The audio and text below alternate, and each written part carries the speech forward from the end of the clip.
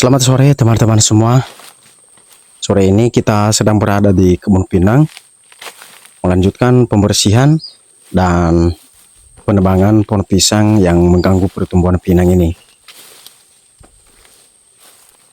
Dan ini kelihatannya sekarang sudah terlihat bersih, baik dari rumput dan pohon lain yang mengganggu.